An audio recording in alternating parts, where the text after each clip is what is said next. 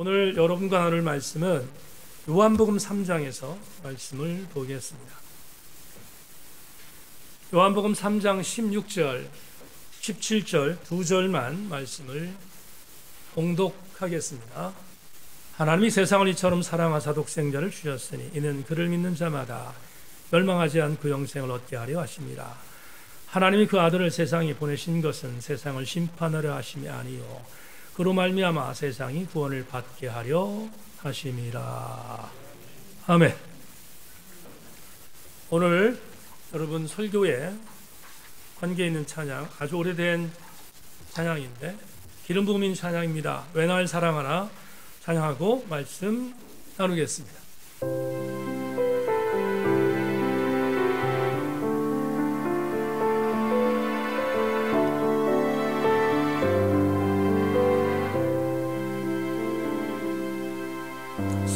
사랑이 구주를 주겠네.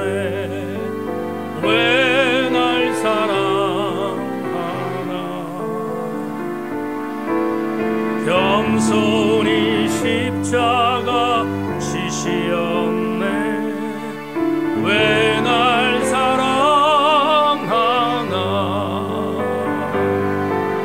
왜 날 사랑하나.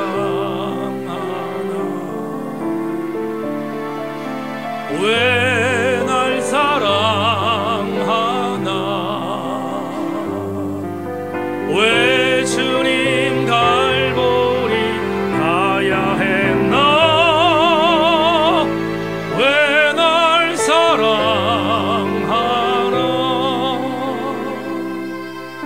그 선과 밭 위에 지키셨네. 왜 날 사랑하나. 고난을 당하여 구원했네. 왜 날 사랑하나.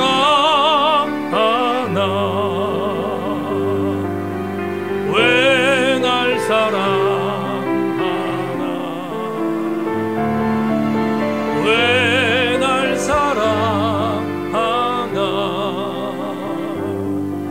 왜 주님 갈보리 가야 했나. 왜 날 사랑하나. 내 대신 고통을 당하셨네. 왜 날 사랑하나. 죄 용서 받을 수 없었는데 왜 날 사랑하나. 왜 날 사랑하나. 왜 날 사랑하나. 왜 주님 갈보리 가야 했나. 왜 날 사랑하나.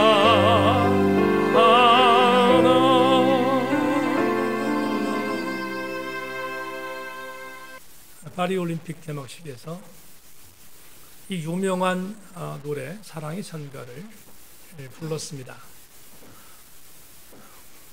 샹송이 이렇게 아름다운지 몰랐습니다.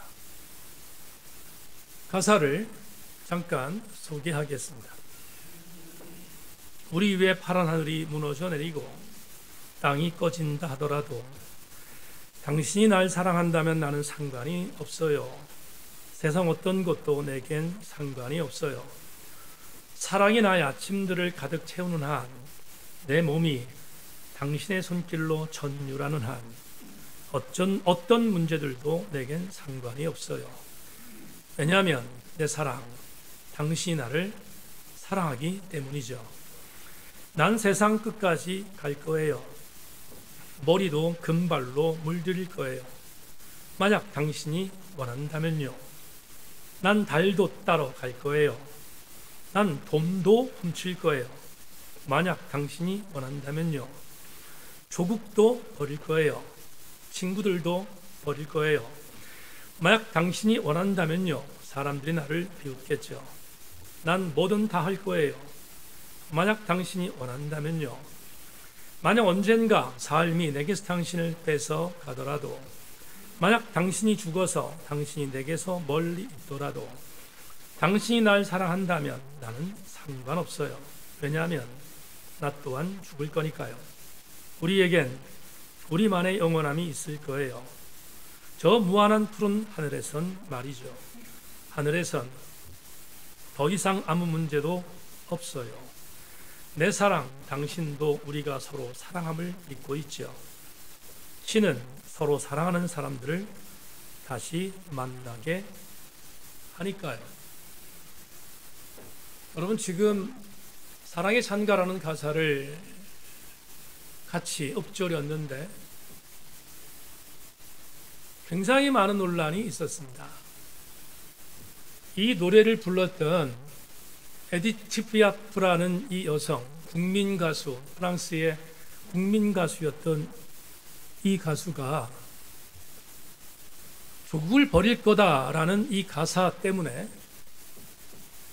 간첩으로, 스파이로 누명까지 씌웠던 그런 노래이기도 하고, 그리고 기독교 윤리학적인 차원에서 돈도 훔칠 거다, 조국도 버릴 거다라는 이 내용에 대한 부분에 이게 논란의 여지가 많아서 굉장히 많은 시끄러움이 있었던 노래이지만, 사랑의 찬가라는 이 노래는 지금도 수많은 대중들에게 많이 불려지고 그리고 애창되는 곡 중에 하나인 것은 분명합니다. 이 사랑의 찬가에 대한 부분의 스토리를 설교 마지막 부분에 여러분에게 소개하기를 하고, 왜 오늘 전도 축제가 있는 대강절 네 번째 줄 2부 예배 때 이 곡을 여러분에게 소개하며 설교를 시작하는가? 그 이유는 설교 준비하다가 이런 생각이 들었습니다. 이 노래를 불렀던 한 여인, 에디트 피아프라는 이 여인, 미쳤구나 생각했어요. 미쳤다라는 표현 말고 다른 표현으로 드릴 수 있는 단어가 잘 생각나지 않았습니다. 미쳤으니까 이렇게 사랑할 수 있다 생각했습니다. 여러분, 사랑하면 눈이 먼다고 하잖아요. 사랑하면 눈이 먼다라는 말이 맞습니다. 가끔 제 아내가 저한테 그래요. 내가 그때 눈이 뼈지. 그런 농담을 할 때가 있는데, 여러분, 눈이 뼈야 사랑하는 거 아닙니까? 그래야 사랑할 수 있습니다. 미친 사랑이란 말을 많이 쓰는 이유는 바로 여기에 있다. 이 노래를 부르는 여인도 사랑에 미쳤구나 하는 생각이 들어서, 그래서 오늘 여러분에게 설교의 서두에 이 노래를 소개한 것입니다. 그런데 이렇게 미친 사랑에 대한 원조가 있음을 아십니까? 오늘 저는 그 원조 사랑을 추적해 볼까 합니다. 요한복음 10장 11절을 전반부만 여러분에게 소개하겠습니다. 나는 선한 목자라. 선한 목자는 양들을 위하여 목숨을 버린다. 예수께서 하셨던 말씀이죠. 근데 우리는 이 구절이 어떤 의미의 구절인지를 너무 잘 압니다. 그렇죠? 이 요한복음 10장 11절 말씀의 의미가 예수님이 얼마나 양들을 사랑했는지를 알려주는 메시지이고 비유인지를 우리는 압니다. 그런데 세속적 스펙트럼으로, 세속적 가치로 이 말씀을 받아들이면 동의가 안 됩니다. 왜 동의가 안 되는가? 여러분, 양의 목숨이 귀합니까? 사람의 목숨이 귀합니까? 그건 재론의 여지가 없잖아요. 사람의 목숨이 귀하지 양들의 목숨이 귀하지 않습니다. 그런데 어떻게 목자가 양이 위험하다고 자기 목숨을 내놓겠는가? 세속적인 관점으로 바라보면 이 목자는 바보지 지혜로운 목자가 아닙니다. 이런 세속적인 차원에서 바라보면 말도 안 되는 이 이야기를 왜 예수께서 제자들에게 행하셨을까? 너무 간단합니다. 나는 선한 목자인데 나는 내 양들을 위해서 목숨을 버릴 준비가 되어 있을 만큼 너희들을 사랑한다는 것을 알려주기 위함이 아니겠습니까? 그래서 우리는 요한복음 10장 11절 말씀을 읽으면 부인하지 않고 동의하며 아멘 합니다. 그렇다면 한 가지 질문을 해야 되겠습니다. 진짜로 예수님은 그렇게 우리를 사랑했나? 정말 우리를 그렇게 사랑하셨나? 질문을 던져보겠습니다. 오늘 본문은 여러분 잘 아시는 것처럼 우리 기독교인들에게 신앙의 카르타, 마그나 카르타, 대헌장이라고 말할 정도로 기독교의 전체 교리를 한 절로 함축하면 소개되는 구절이 요한복음 3장 16절입니다. 주일학교 때 이거 외우면서 노래도 무지하게 불렀던 기억이 있습니다. 요한복음 3장 16절을 다 같이 읽겠는데 여러분 다 외우지만 오늘 교회에 새로 나오신 분들은 모르니까 그러니까 배려하는 차원에서 자막 보고 같이 한번 읽겠습니다. 우리 기독교인들의 신앙의 마그나 카르타 요한복음 3장 16절 같이 읽겠습니다. 시작. 하나님 세상을 이처럼 사랑하사 독생자를 주셨으니 이는 그를 믿는 자마다 멸망하지 않고 영생을 얻게 하려 하십니다. 우리 이 말씀은 다 같이 아멘 해야 합니다. 아멘. 그렇습니다. 그러면 이렇게 유명한 구절 정말 전 세계에 있는 기독교인들 그리고 가장 많이 인용되는 요한복음 3장 16절에 속에 들어있는 함의가 뭐길래 이게 이렇게 많은 사람들에게 감동을 주지? 여러분 저도 주관적으로 판단한 것이지만 사람은 요한복음 3장 16절을 읽을 때 다른 단어들 때문에 은혜를 받지만 저는 이 구절 때문에 은혜가 됩니다. 어떤 구절이냐면 하나님이 이처럼 사랑하사 라는 이 구절입니다. 그러면 저는 여러분에게 이렇게 말씀드릴 수 있는데 도대체 이처럼이라는 단어가 무엇을 의미할까? 하나님이 우리를 이처럼 사랑하셨다고 했는데 이처럼이라는 이 단어가 무엇을 의미하는지를 한번 답해야 되지 않겠습니까? 그러려면 오늘 본문을 훑어야 합니다. 이 본문을 이해를 하지 않으면 이처럼 사랑하사에 대한 이 본문 텍스트에 대한 이야기가 무슨 말씀인지를 우리가 액면 그대로 확 받아들이기가 쉽지 않아서 본문을 잠시 여러분에게 소개합니다. 우리 교회는 수요일 저녁 예배 때 요한복음 강해를 하고 있습니다. 물론 수요 예배에 참석하지 않는 자는 전혀 모르겠지만 요한복음 강해를 지금 아주 열심히 하고 있는데 지난주까지가 요한복음 3장 15절을 강해했습니다. 오늘 본문은 이번 주 수요일 날 강해할 본문 텍스트인데 수요일 날 무슨 예배가 있습니까?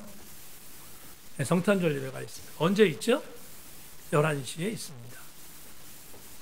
지난 주간에 우리 시험미 전사님이 새벽 예배 운행을 하는 팀이 물었대요.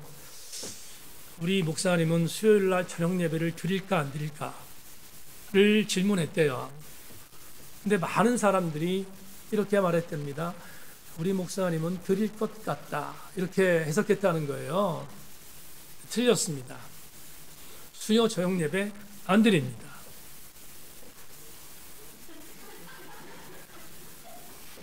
굉장히 많은 것을 양보하고 있습니다. 제가 수요 오전 성탄절 예배를 대체한다고 광고했습니다.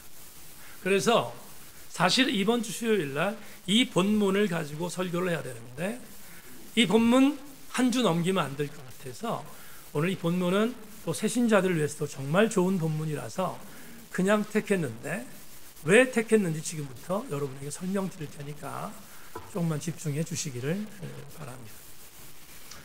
유대에 산헤드린 공회라는 율법 집단이 있었습니다. 그 집단의 선생님이었던 니고데모가 인근 지역, 예루살렘 지역에서 많은 기적을 베풀었던 나사렛 출신의 시골뜨기 예수를 찾아옵니다. 이유는 간단합니다. 젊은 저 사람이 도대체 어떻게 저런 기적을 베풀지? 신기했습니다. 그러다가 니고데모는 율법 교사입니다. 지금으로 얘기하면 신학대학 교수라고 보시면 되는데 이 사람이 궁금해졌습니다. 그러다가 잠정적으로 생각했습니다. 아, 저 사람은 분명히 하나님의 능력을 지금 보여주고 있으니까 하나님이 보낸 사람인 게 분명해. 그런데 자존심이 있어서 낮에 찾아오면 주변의 여론, 주변의 시선이 정말로 많이 불편해서 밤늦게, 전등이 없었던 시절이니까 밤늦게 예수님을 찾아와서 예수님과 대화를 시작합니다. 성경은 요한복음 3장에서 니고데모가 찾아와서 예수님께 무엇을 물었는지에 대해서 말하지 않습니다. 그런데 우리는 충분히 짐작할 수 있습니다. 예수께서 유대의 선생이었던 니고데모가 밤에 찾아온 이유를 아셨고 그 이유에 대한 답을 제시합니다. 아, 이 사람이 구원이라는 은혜, 그리고 어떻게 하면 하나님 나라에 들어갈 수 있는가에 대한 은혜, 이것들이 궁금했구나를 아셨습니다. 아셨던 주님이 니고데모에게 그 저희를 아셨던 주님이 곧바로 말씀합니다. 니고데모 선생, 하나님 나라에 들어가려면 거듭나야 합니다. 이렇게 말합니다. 그러자 생물학적 차원의 지식으로 가득 차 있었던 니고데모는 예수가 거듭난다, 그래야 하나님 나라에 들어갈 수 있다는 말을 이해할 수 없었습니다. 다시 질문합니다.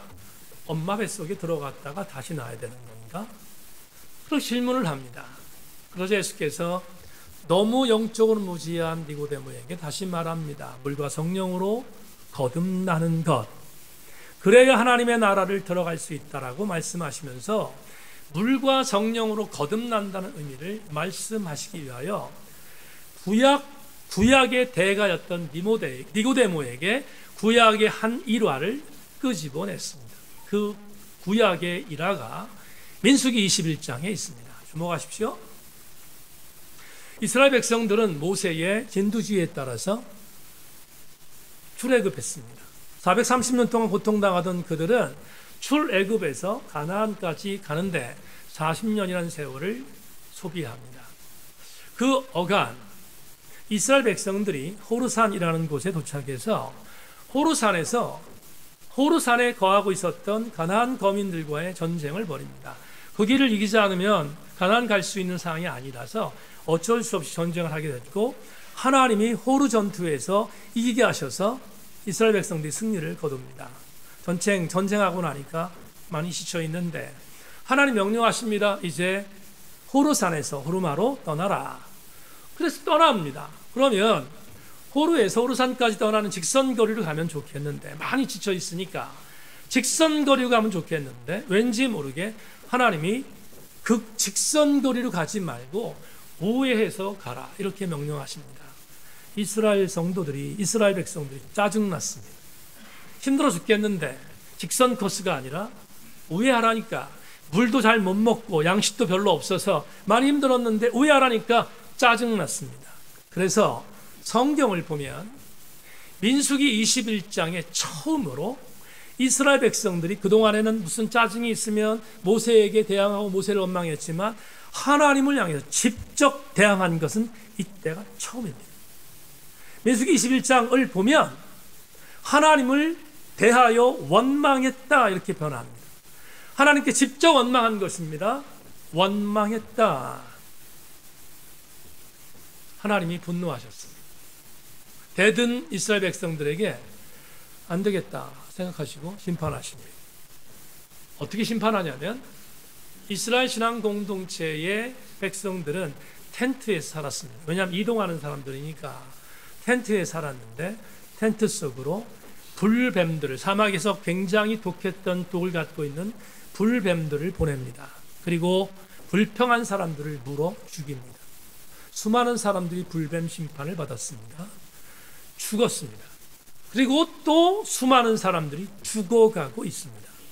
그러자 이스라엘 주령들이 겁났습니다. 그리고 잘못됐다는 것을 인정하고 모세를 찾아갑니다. 모세에게 모세님, 우리가 죄를 졌으니까 하나님께 용서를 구합니다. 이 죄악에서 우리를 이기게 해주십시오 라고 중보 요청을 합니다. 그래서 모세가 이스라엘 백성들의 중보를 받고 하나님께 기도합니다. 하나님, 백성들이 회개합니다. 용서해 주십시오. 그래서 하나님께서 모세를 부르셔서 하나님의 명령을 내립니다. 알았다, 모세야. 내가 명령하는 것을 시행해라. 너 광야에 나가서 장대에 뱀을 하나 달아라. 근데 그 뱀을 불뱀으로 달라고 말씀하셨지만 그 불뱀을 모세는 놋뱀으로 답니다. 그러니까 놋뱀을 한 구리뱀이라고 할 수 있는데 구리뱀의 형상을 해서 달았습니다. 달았는데 구리뱀 형상을 만들어 놓은 모세에게 주님 말씀합니다. 이제 불뱀에 물려 죽어가고 있는 자들을 쳐다보게 해라. 쳐다보게 하라. 여러분 생각해 보십시오. 쳐다본다고 불뱀에 물려 죽어가는 자들이 살아날 수 있을까? 쳐다본다는 사실은 그냥 쳐다보는 것입니다. 그런데 놀라운 일이 벌어진 게 뭐냐 하면 쳐다봤더니 불뱀에 물려 죽어가는 자들이 살아난 것입니다. 이런 생각을 해야 합니다. 쳐다본다는 게 뭘까? 쳐다본다는 게 과연 뭘까? 그걸 민수기에서 하나님을 바라보는 믿음이라고 정의해야 합니다. 그러면 왜 예수께서 오늘 니고데모에게 민수기에 나오는 이 예와 이 스토리를 끄집어내서 이 스토리를 니고데모에게 전했는가? 여러분 3장 15절에서 이렇게 14절에서 이렇게 말합니다.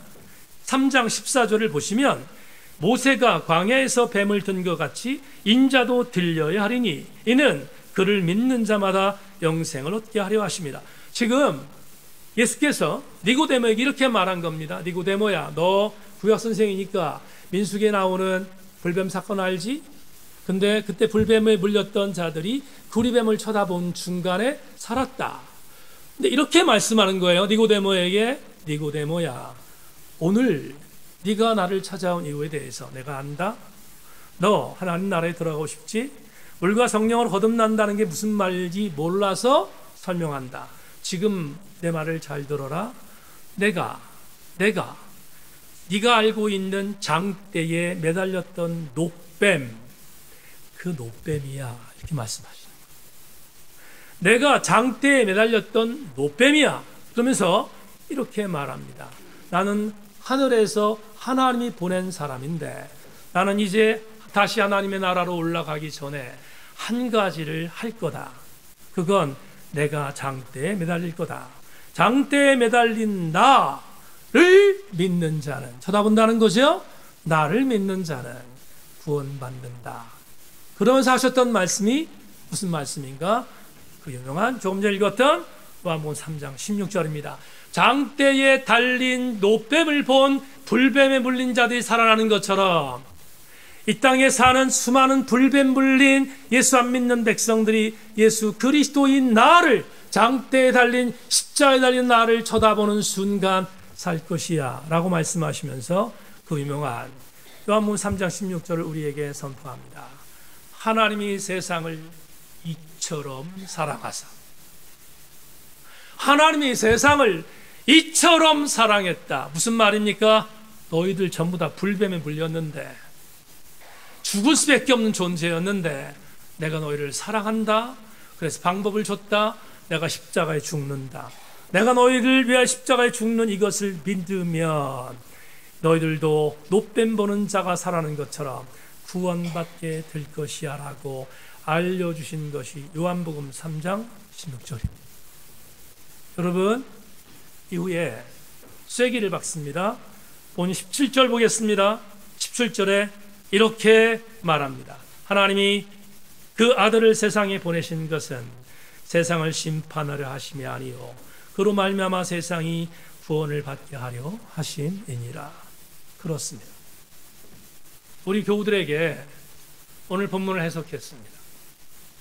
그러면 우리는 이런 생각을 하게 됩니다. 하나님의 아들이셨던 예수께서 이 땅에 오셔서 장대에 매달리셨습니다. 우리를 위해서 그렇게 하지 않으실 분인데 그렇게 하셨습니다. 그리고 죽으셨습니다. 한 가지 이유 때문입니다. 그 장대 십자가에 매달린 나를 믿는 자는 구원을 받게 하기 위함이라고 말씀하셨는데, 그렇다면 우리는 이런 은혜를 얻게 됩니다. 오늘 내 말을 여러분 자막으로 보겠습니다. 명심할 게 하나 있습니다. 오늘 우리 교회에 나오신 새로운 교우 여러분, 그리고 오늘 예배에 참석한 교우 여러분, 상투적으로 말씀을 받지 마십시오. 명심하십시다. 주님이 우리에게 오신 사건 자체가 사랑의 클라이맥스입니다. 사랑의 절정입니다. 오시지 않아도 되는 분이 오셔서 우리를 위해서 죽으셨습니다. 그건 사랑의 절정이었습니다.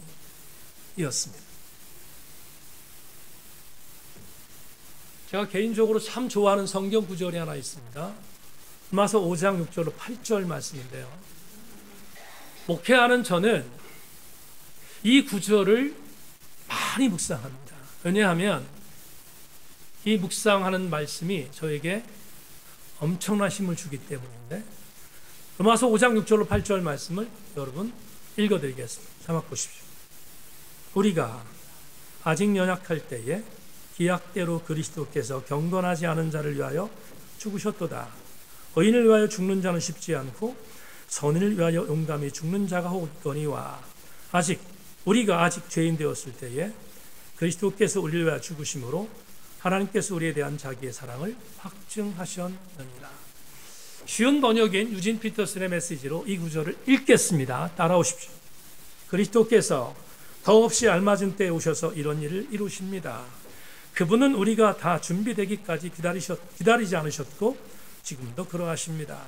우리가 너무 약하고 반항적이어서 전혀 준비되지 않았던 그때에 그분은 자기 자신을 이 희생적 죽음에 내어주셨습니다. 설령 우리가 그렇게 약하지 않았다 하더라도 우리는 여전히 갈팡질팡했을 것입니다. 우리는 목숨을 바칠 만한 가치가 있다고 여기는 사람을 위해 대신 죽는 것은 이해할 수 있습니다. 또 선하고 고귀한 사람을 보면 우리 안에 그를 위해 기꺼이 희생하고자 하는 마음이 일어난다는 사실도 알고 있습니다. 그러나 하나님은 우리가 그분께 아무 쓸모가 없을 때에 당신의 아들을 희생적 죽음으로 내어주심으로 그렇게 우리를 위해 당신의 사랑을 아낌없이 내놓으셨습니다. 여러분, 왜 이 구절에 열광하는지 아십니까? 바울이 이런 얘기합니다. 예수께서 우리에게 오셨습니다. 왜 오셨는가? 우리를 구원하기 위해서 오셨다고 합니다. 그런데 바울이 이런 말을 합니다. 우리가 완벽해서, 우리가 하나도 흠잡을 데가 없어서, 그래서 예수 그리스도를 위하여 충성된 종으로 살고 있어서 내가 저들을 위하여 목숨을 버리겠어 라는 마음을 갖고 주님이 오셨다고 말하지 않아요. 우리가 완벽합니다. 마땅히 나를 위해서 죽을 만한 가치가 있어서 주님이 오셔서 우리를 죽었다고 바울이 말한 게 아니라, 저는 이 구절에서 가장 감동적인 구절이 있습니다.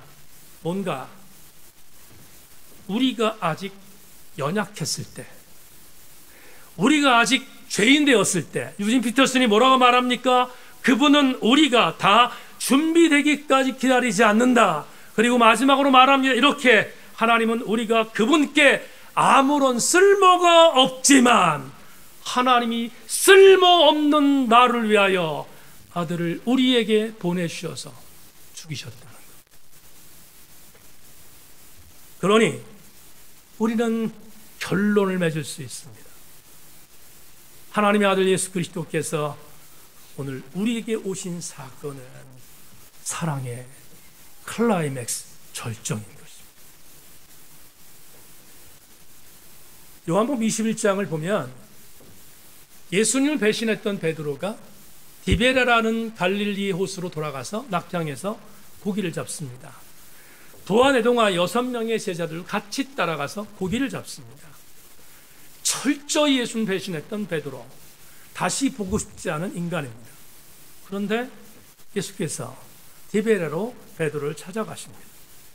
찾아가셔서 보니까 7명의 제자들이 고기를 잡는데 역시 한 마리도 잡지 못했습니다.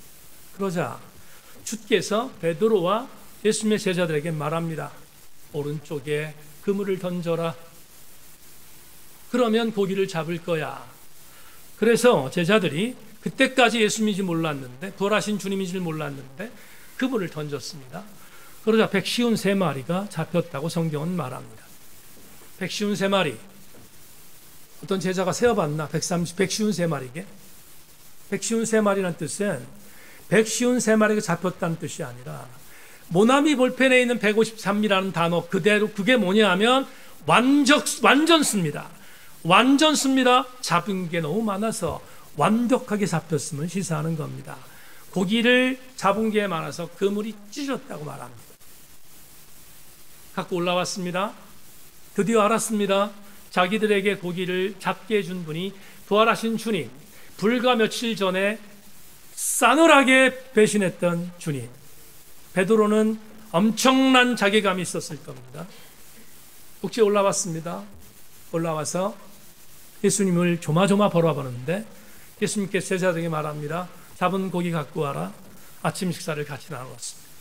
조마조마했습니다. 근데 아니나 다를까 주님께서 자기를 3번이나 부인했던 베드로를 부르셔서 배신 곳으로 데려갑니다. 야단 맞겠구나 생각했습니다. 베드로에게 이렇게 말합니다. 베드로야, 너 나를 부인했지? 나쁜 놈. 이렇게 말씀하시는 거예요. 베드로에게 가셔서 이렇게 말씀합니다. 베드로야, 너희 굉장히 많은 사람들이 있는데 이 사람들보다 더 나를 사랑하느냐? 몇 번 물으셨어요? 몇 번? 3번.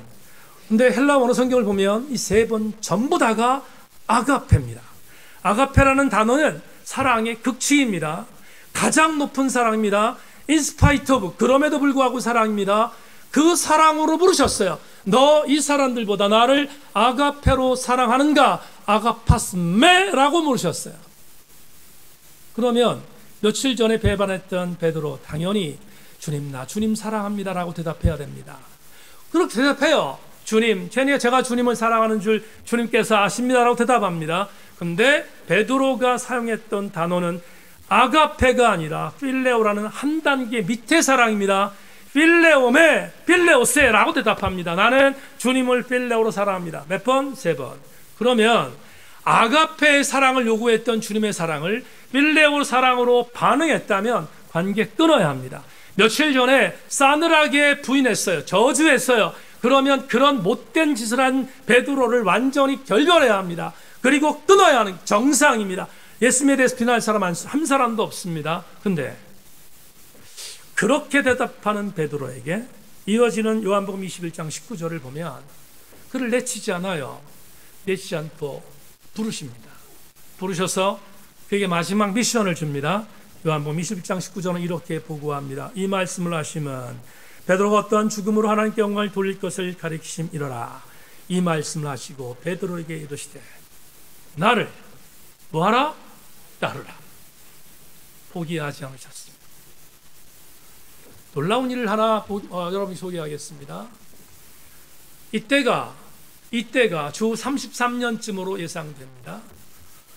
베드로는 이 놀라운 충격적인 사건을 경험한 뒤에 로마로 가서 AD 64년에 네로에 박해 때 순교당합니다. 여러분 아시는 것처럼 기독교 전설에 의하면 베드로는 십자가에 거꾸로 매달려 순교당했습니다. 그때가 네로의 박해가 있었던 AD 64년쯤으로 봅니다. 64년쯤 순교당한 베드로. 그리고 나서 한 60년 정도 흘렀습니다. 주 120년쯤 됐습니다. 주 120년쯤 베드로라고 하는 사도가 남겼던 글을 모아서 베드로의 정신을 갖고 주변에 있는 그리스도인들에게 용기를 주었던 편지를 쓴 또 한 명의 제자가 있습니다. 그 제자가 쓴 편지를 베드로 전서 후서라고 합니다. 베드로 전서 후서 중에서 베드로 후서, 다시 말하면 베드로가 순교를 당한 지 60년이 지난 이후, 예수님의 기점으로 보면 90년이 지난 이후 쓰여진 베드로 후서에서 베드로 3장 17절 18절에서 베드로의 정신을 따랐던 베드로의 제자가 수많은 그리스도인을 향하여 무슨 편지를 썼는지, 베드로가 어떤 마음을 갖고 있었는지를 보여주는 구절이 소개됩니다. 베드로 3장 17절 18절에 말합니다. 그러므로 사랑하는 자들아, 너희가 이것을 미리 알았은즉 무법한 자들의 미혹에 이끌려 너희가 굳센 데서 떨어질까 삼가하라. 오직 우리 주 곧 구주 예수 그리스도의 은혜와 그를 아는 지식에서 자라가라. 영광이 이제와 영원한 날까지 그에게 있을지어다. 예수님을 60년 전, 90년 전에 부인했던 베드로, 그 베드로의 정신을 따랐던 제자가, 베드로 사도는 죽기 전에 이런 부분의 은혜를 갖고 살았습니다. 그런 예수를 부인했지만 그런 순교 직전에 베드로는 예수 그리스도의 장성한 믿음까지 성장했고, 그를 바라봤고 그분이 죽으셨던 예수 그리스도의 십자가를 사수했으며 십자가에 거꾸로 매달려 순교당했습니다. 그런 뒤에 그는 그동안에 예수 그리스도를 필레오로 사랑했던 사랑에서 아가페 사랑으로 승화됐던 증거를 남깁니다. 120년에 기록된 베드로후서에서 제자가 그러므로 사랑하는 자들아 라고 성도 공동체를 호명할 때, 사랑하는 자들아의 사랑이라는 단어를 필레오로는 단어 쓰지 않고 아가페토이, 아가페의 단어를 사용합니다. 여러분, 시사하는 교훈을 마지막으로 드립니다. 베드로는 그의 인생의 마지막 순교를 당하는 어간, 예수 그리스도를 조건적으로 사랑했던 그 사랑에서 떨어져 나와 예수 그리스도를 무조건적으로 사랑하는 아가페의 사랑으로 승화했다는 것을 우리가 인정한다면 오늘 우리는 이런 교훈을 얻을 수 있습니다. 베드로는 어떻게 그렇게 승리할 수 있는 사람이 되었을까? 그는 드디어 알았습니다. 그는 드디어 순교를 당할 때 알았습니다. 하나님의 아들 예수 그리스도가 나를 위하여 십자가에 못 박혀 돌아가신 것은 사랑의 클라이맥스, 절정임을 알았던 것입니다. 오늘 대강절 네 번째 주에 나오신 교우 여러분, 설교의 서두에 에디트 피아프라는 프랑스의 상시온 가수, 국민여 가수의 사랑의 찬가를 들었습니다. 그녀가 이 사랑의 찬가를 만들어 부른 이유가 있습니다. 그녀는 한 남자를 사랑했습니다. 마르쉘 쉐르당이라는 남성입니다. 무척이나 사랑했습니다. 미친 사랑을 했습니다. 미국 공연을 하고 있었던 피아프를 만나기 위해서 그 남자친구 마르쉘 쉐르당이 비행기를 탔습니다. 미국으로 건너가는 어간 비행기가 추락합니다. 그리고 그곳에서 사망했습니다. 사랑하는 애인이 죽었다는 이야기를 듣던 피아프는 노래를 만들었습니다. 그 노래가 바로 여러분이 맨 처음 들었던 사랑의 찬가입니다. 미친 사랑, 정말로 미친 사랑, 조국도 버리고 도둑질까지 할 거라고 항변했던 그 사랑, 그 사랑을 피아프는 노래했습니다. 장례를 마쳤습니다. 그리고 각자의 길로 다시 돌아갔습니다. 이 정도의 미친 사랑을 했던 피아프라면 그 남성, 그 애인을 사랑하며 평생 동안 애도하며 살아야 되지 않겠습니까? 그런데 후담을 보면 피아프는 수많은 남성들과 남성 편력을 경험하며 인생을 호랑방탕했습니다. 그리고 우울증에 빠졌고 결국 술이 없으면 살 수 없는 알코올 중독자가 되어져 47세의 나이에 간부전으로 세상을 떠나는 비운의 여인이 되었습니다. 사랑의 찬가를 불렀던 에디트 피아프, 그녀의 인생의 나락이 어디로 빠졌습니까? 진짜 사랑했습니까?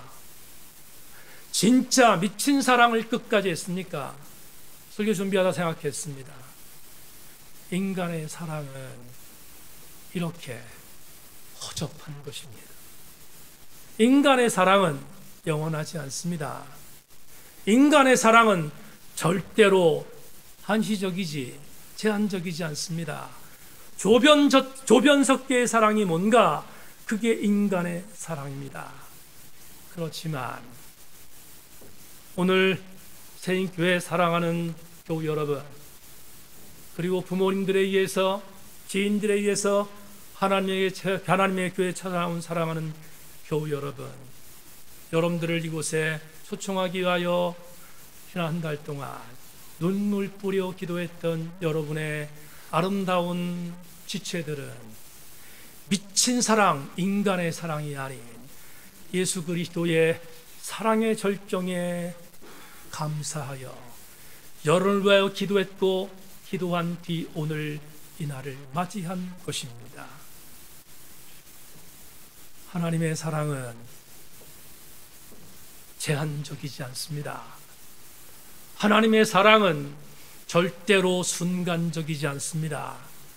하나님의 사랑은 끝까지 사랑하는 사랑의 클라이맥스 절정입니다.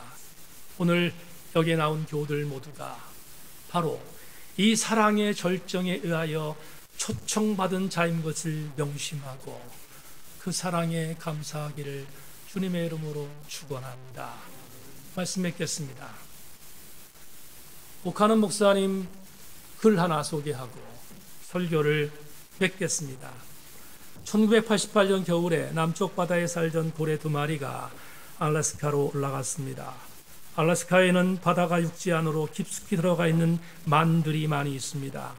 고래 2마리가 먹이를 찾으러 만으로 들어갔습니다.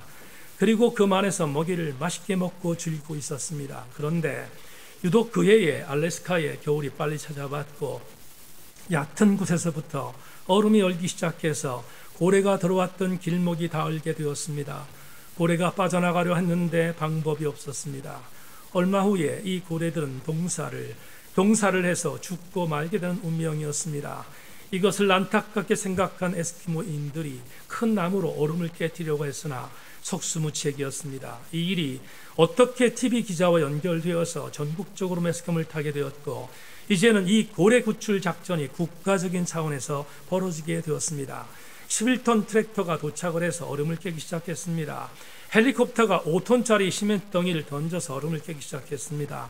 그리고 러시아에서는 20톤짜리 세빙선을 보내와서 얼음을 깨는 데 도움을 주었습니다. 이렇게 해서 3주 만에 온갖 어려움 끝에 100km나 되는 긴 얼음을 뚫고서야 2마리 고래를 바다로 내보낼 수가 있었습니다. 고옥하는 목사님의 설교집에 들어있는 글을 읽다가 만감이 교차했습니다. 여러분, 고래 2마리가 인간이 자기들을 구원하기 위하여 수고한 수고를 알았겠습니까? 알 리 없습니다. 100km의 얼음이 깨쳐진 그날 고래들은 유유자적하게 북극해를 향해서 나아갔을 것입니다. 인간의 수고를 전혀 알지 못하고 교우들이여, 예수 그리스도께서 왜 이 땅에 오셨는지 아십니까? 갇혀있는 죄악의 얼음덩이에 갇혀있는 우리들을 위하여 100km 얼음을 깨뜨리기 위하여 십자가에 매달려 돌아가시기 위하여 오셨습니다. 그리고 드디어 100km의 죄악의 얼음을 깨뜨린 뒤 우리를 구원하여 은혜의 강물에서 수영하도록 만드셨습니다. 만에 하나 오늘 나온 우리 교우들이 예수 그리스도의 그 사랑의 절정을 깨닫지 못한다면 우리가 고래와 무슨 차이가 있겠습니까? 로마서 8장 35절로 39절 목회하며 힘들 때마다 어려울 때마다 복음을 증거할 때마다 통곡하며 읽었던 구절을 마지막으로 읽고 기도하겠습니다. 누가 우리를 그리스도의 사랑에서 끊으리요? 환난이나 곤고나 박해나 기근이나 적신이나 위험이냐 칼이라. 기록된 바 우리가 종일 주를 위하여 죽임을 당하게 되며 도살당할 양같이 여김을 받았나이다 함과 같으니라. 그러나 이 모든 일에 우리를 사랑하시는 이로 말미암아 우리가 넉넉히 이기느니라. 내가 확신하노니 사망이나 생명이나 천사들이나 권세자들이나 현재리나 장래리나 능력이나 높음이나 깊음이나 다른 어떤 피조물이라도 우리를 우리 주 그리스도 예수 안에 있는 하나님의 사랑에서 끊을 수 없으리라. 오늘 우리 교회 나오신 교우 여러분, 그냥 나온 것이 아닙니다. 눈물의 결과입니다. 예수 그리스도가 여러분의 구주이심을 믿고 그분 사랑에 감격해하는 우리 교우들 다 되기를 주님의 이름으로 축원합니다.